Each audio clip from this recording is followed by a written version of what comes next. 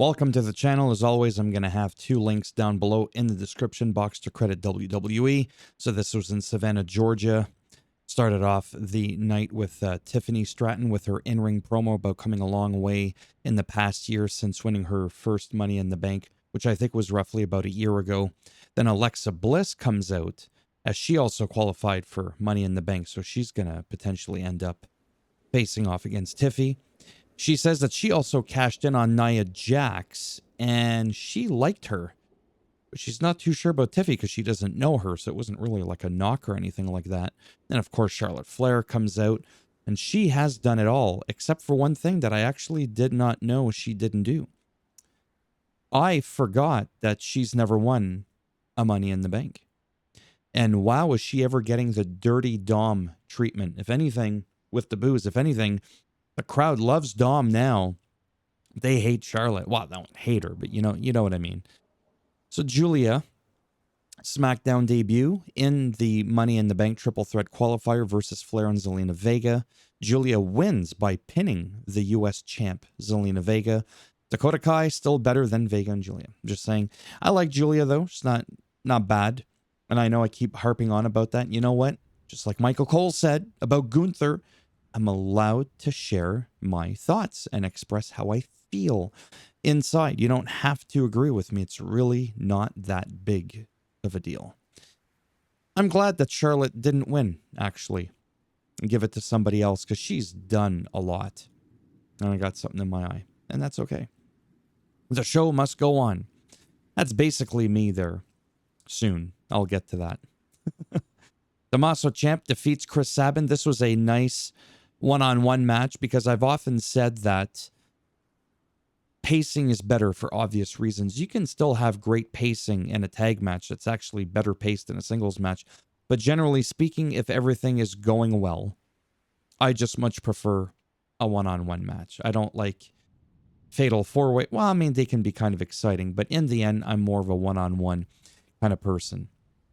So Candice LeRae was a distraction, which is the real-life wife of Johnny Wrestling, Johnny Gargano, which is Tommaso Ciampa's tag team partner, in case you didn't know. Backstage, Jacob Fatu makes it clear that he did not need help at Backlash, and he's to team up with JC Mateo, but he doesn't know him, doesn't like him, doesn't trust him. Tells Solo he doesn't like what he's got going on. Says to JC, he's not my blood, he's not my family. So that one is like very apparent that there's some dissension going on. I have to admit, I am excited for Tama Tonga and Tongaloa to come back to see how that whole thing's just going to shape up. Because it definitely looks like Solo is losing control. This was supposed to be a match. Hold on. Did I forget to write this down? I think, oh, yeah, Damian Priest engaged in a classic, I mean, it could have been classic, chaotic brawl with Drew McIntyre ahead of their steel cage match on Saturday. Yeah, I think, my goodness, Damian Priest was going to come out and cut a promo, and they just said, don't give that guy the microphone. Buck him. Let's get Drew out there to tear him apart. I'm just kidding. He's fine on the microphone. Mi Chen and B-Fab defeat the Secret Hervis. I still don't know why they're called that. This was pretty nice. Love Chelsea. Think she's great. Great character. Safe in the ring. All that stuff. I still feel like that championship belongs around Chelsea Green's waist. Or around, I won't say it, but I'll say it. Even somebody like Zoe Stark, believe it or not. Or Dakota Kai. Yeah, that's right. I said it. Where the hell was I? Here we go. Because I get distracted very easily. Jacob and JC defeat Rey Fenix and Big Jimmy Uso. This was a great match. Really, really liked it. I want that shirt. He really does remind me of Rhino. He just has that Rhino look from the hair, the face. I'm not even talking about like his build, but even like the way he's dressed, just everything. I'm just like, it's fucking Rhino. It's pretty cool. He is one of the oldest people. I need a sip. My chair doesn't really go back unless I...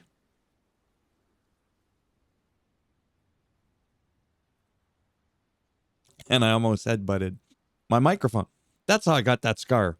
That's from the lat pull down, by the way, with resistance bands. And then I pulled the door off the fucking hinges. I don't know if I already shared that story with you.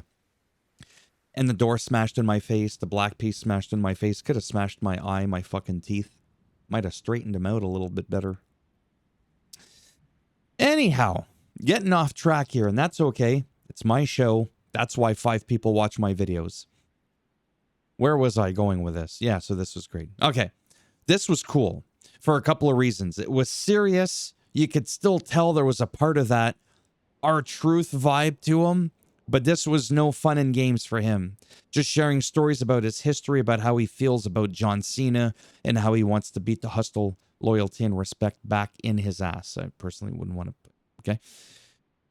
I haven't seen a serious promo from him ever, I don't think. I think this may have been the most serious promo he's ever done. He does not get a lot of airtime in the ring on his own to just talk. I thought it was great, even though he blocked me on fucking Twitter, but whatever. Still love the guy to death. Because he's got a match, don't forget, against John Cena. Oh my God, Saturday night. Tonight, as of the making of this video.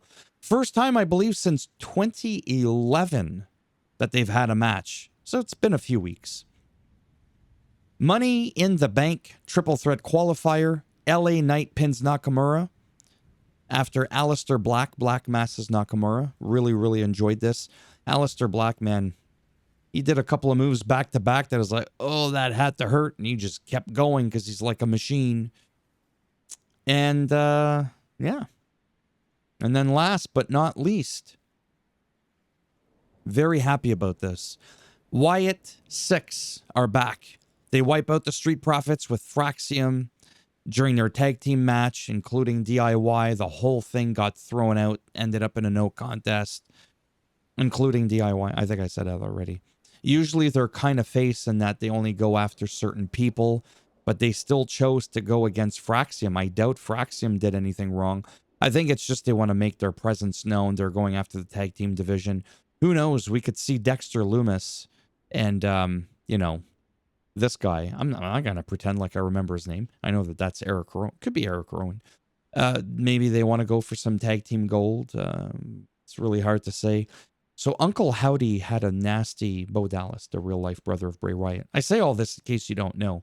And my shirt is kind of inspired by that whole look that Bray Wyatt used to have. But I've been wearing these shirts for years before he ever did that thing. But I'll show you my shirt when I'm done. Anyhow, I'm glad they're back. You may not be happy that they're back. Some people feel it's disrespectful to the Bray Wyatt thing, but you have to understand, in the end, Eric Rowan, original member, Bo Dallas, a.k.a. Uncle Howdy, he was around before Bray Wyatt passed away. Like, I mean, it's not like they're just adding in new. Well, I mean, they're kind of new, but they already had like a bit of a Joe Gacy? Joe Gas, all gas, no gas, all brakes. No brakes, all gas. I need to go back to bed. I think that's his name. It helps if I know their name, but I don't. Nikki Cross, of course, I know her. She always kind of played the crazy chick.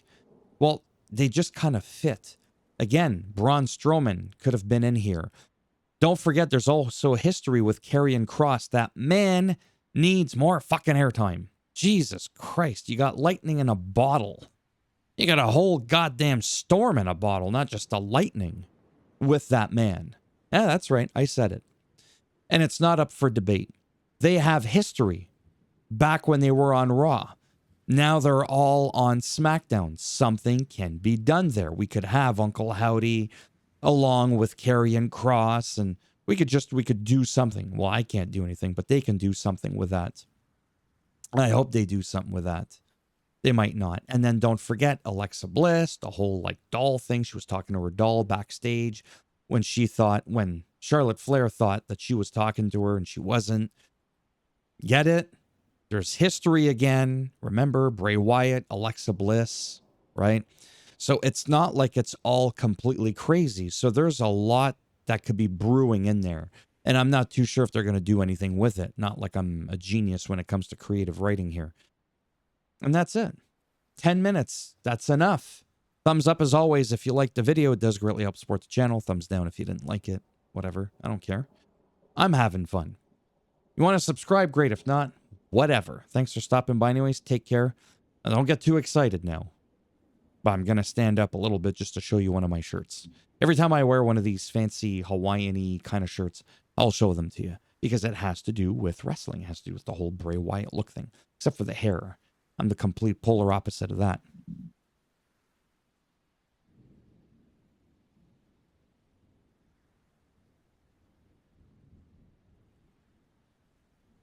Yeah, I just did it again. I'm no model. Whatever. Bye for now.